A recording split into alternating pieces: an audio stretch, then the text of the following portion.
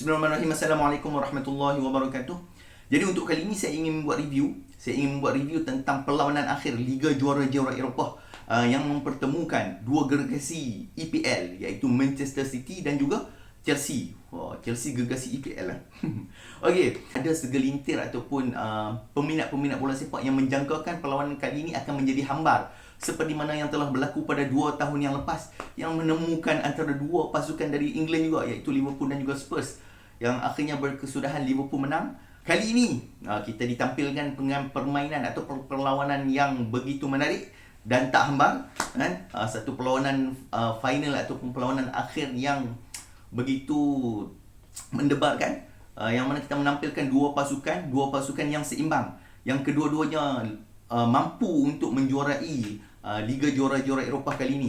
Sebab apa saya kata seimbang? Walaupun Manchester City mungkin dikatakan pasukan pilihan berbanding Chelsea mungkin dianggap underdog oleh sebahagian pengulas ataupun sebahagian peminat-peminat bola sepak, tapi pendapat saya mengatakan kedua-dua pasukan adalah seimbang disebabkan Chelsea telah menang dua perlawanan terakhir bertemu Manchester City, satu dalam semi-final ataupun separuh akhir Piala FA dan satu lagi dalam perlawanan Liga, menyebabkan ramai pengulas ataupun peminat bola sepak yang akhirnya menjangkakan ataupun memilih Chelsea untuk menang Liga Juara-Juara Eropah untuk kali ini. Dan akhirnya kita dapat lihat perlawanan akhir Liga Juara-Juara Eropah kali ini, kemenangan telah berpihak kepada Chelsea yang dipisahkan dengan hanya satu gol yang dijadikan oleh Kai Havertz. Jadi untuk kali ini saya nak buat review dan saya nak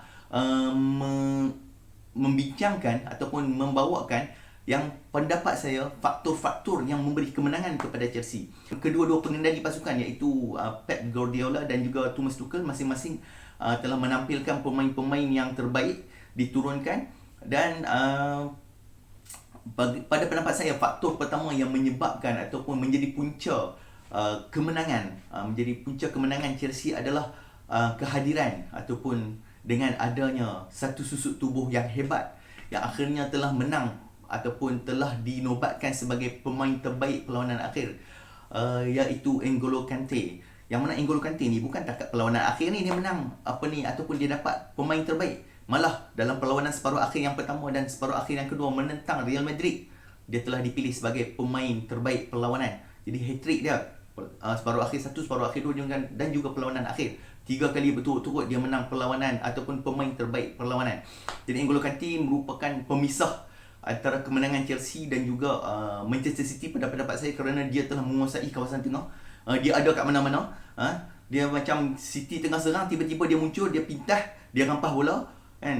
Bila Chelsea tengah serang pun tiba-tiba dia boleh dan telah memuncak-kacirkan barisan tengah Manchester City, yang akhirnya memberi kemenangan kepada Chelsea. Dan juga ini ditambah lagi dengan faktor yang pada pendapat saya adalah faktor kedua, yang mana ramai juga pengulas ataupun peminat bola sepak yang merasakan Pep Guardiola telah membuat satu kesilapan apabila tidak menurunkan antara dua pemain ni daripada kesebelasan utama, iaitu Rodri ataupun Fernandinho bermula daripada awal permainan.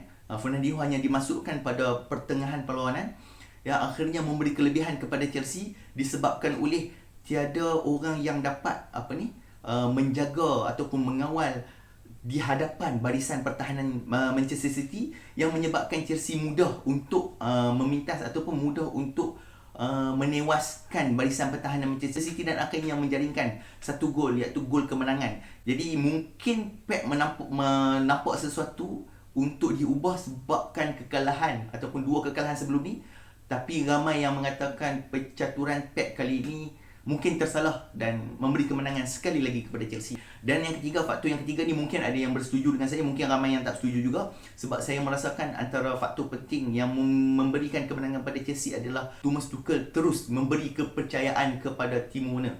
Jadi Timo Werner, walaupun dia tidak menjaringkan gol, tetapi kehadiran dia dengan larian ataupun pacing kelajuan dia menyebabkan Manchester City, pertahanan Manchester City akhirnya membuka ruang kepada gol yang dihasilkan dengan satu hantaran cantik daripada Mason Mount kepada Kai Havertz.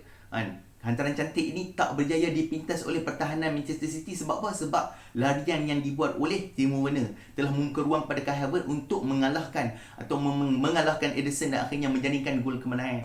He was one who really sparkled at Leicester initially. Ederson off his line. Havertz in a pocket of space. Ederson came and didn't get there. Chance for Chelsea. Jadi itu 3 faktor kemenangan pada pendapat saya. Mungkin anda ada pendapat yang berbeza.